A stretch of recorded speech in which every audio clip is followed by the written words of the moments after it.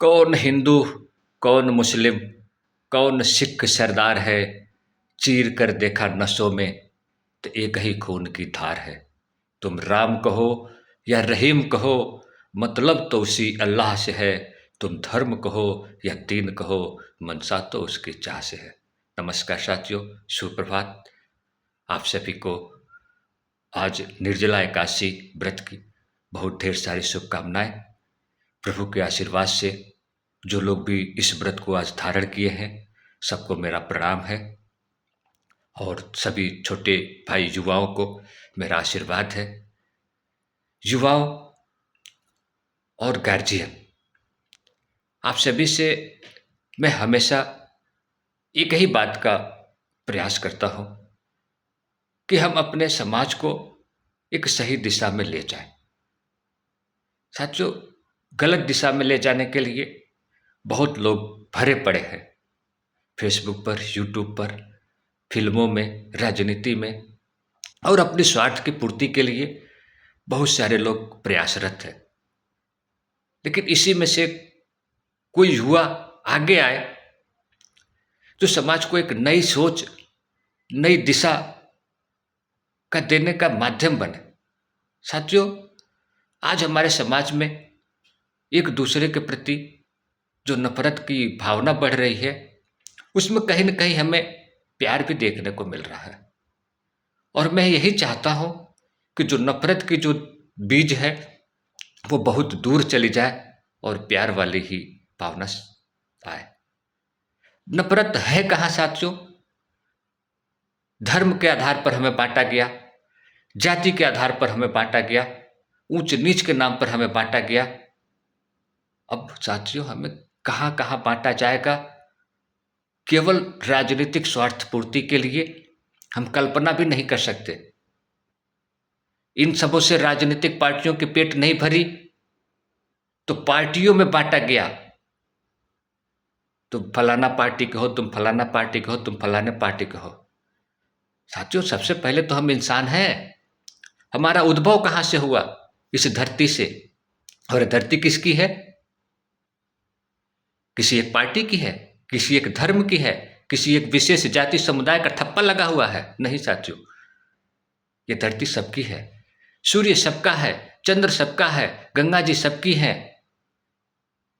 यहां तक कि जो लोग रोजमर्रा की जरूरतें हैं, सारे सामान, साग सब्जी, दूध दही, फल, ये सब सबके लिए है साथियों।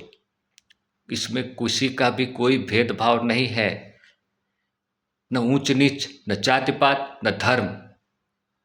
ये ऊंच नीच, जाति पात, धर्म आया कहां से? केवल राजनीतिक स्वार्थ की पूर्ति के लिए। साथियों, मैंने एक छोटा सा उदाहरण दूंगा आपको। अभी से 3 से 4 महीना पहले मैं रास्ते से जा रहा था। बात तो बहुत पहले की है, लेकिन मैं बताना चाहूंगा मेरे दिमाग में जब जो बात आई उस चीज को। तो एक लगभग 10 या 12 कट्ठे का खेत रहा होगा, उसमें आलू लगाया गया था साथियों। जब आलू लगाया गया होगा तो उसमें 50 से 70 किलो आलू लगाए गए होंगे। लेकिन जिस दिन उस आलू की गुड़ाई हो रही थी साथियों, यानी कि जिसे हम बोलते हैं आलू निकालने का समय आया था, कम से कम 60 से 70 बोरी आलू, जो 40 से 50 किलो की बोरियां होती है, उससे 60 से 70 बोरी आलू निकली। वो आलू का मूल रूप क्या है साथियों? यही मेरे दिमाग में आई। उस आलू का मूल रूप है मिट्टी। वो भी 5 तत्वों से बनी है। जिस प्रकार से हमारा शरीर 5 तत्वों से बना हुआ है, उसी प्रकार से वो आलू भी 5 तत्वों से बना हुआ है। उसमें क्या है साथियों? मिट्टी। उसकी रक्षा करने वाला मिट्टी। ढका है किससे? मिट्टी से। उसका आकार बस बदल गया है।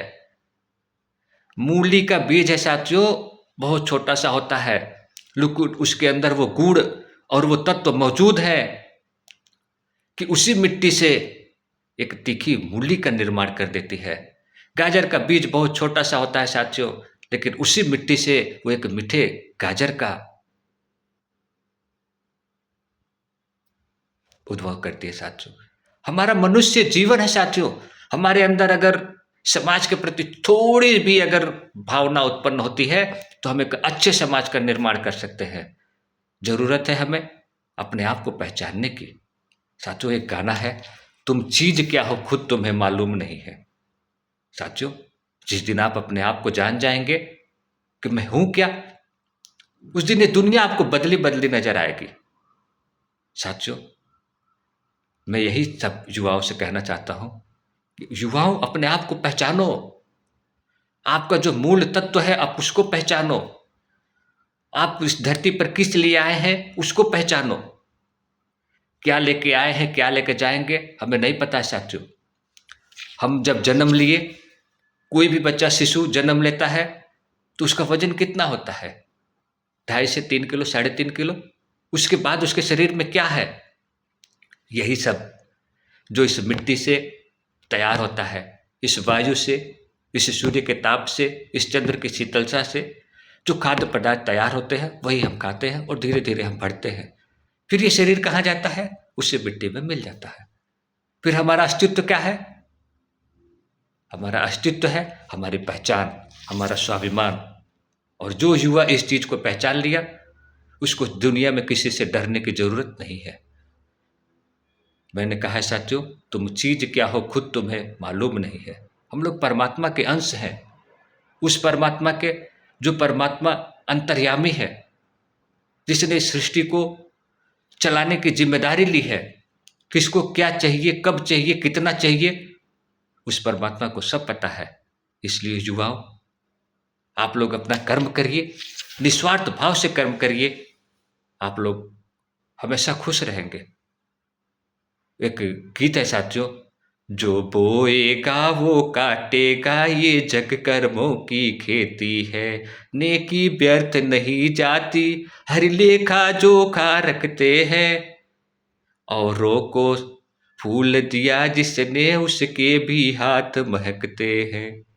हमेशा समाज की भलाई के विषय में सोचे। अपनी भलाई सर्वोपरि है, लेकिन स्वार्थ नहीं रहना चाहिए साथियों। यही मेरा आप सभी से अनुरोध है। आशा करता हूं कम से कम 2 युवा, 1 युवा इस सोच का बने कि समाज में लोग उससे अपनी दुख दर्द बांट सके। युवा, आप लोग उद्यमी बनिए, परोपकारी बनिए। यही मैं आप सभी को आशीर्वाद देता हूँ। सबसे पहले धर्म परायण बनिए और मानवता का धर्म निभाइए। यही मैं आप सभी को आशीर्वाद देता हूँ।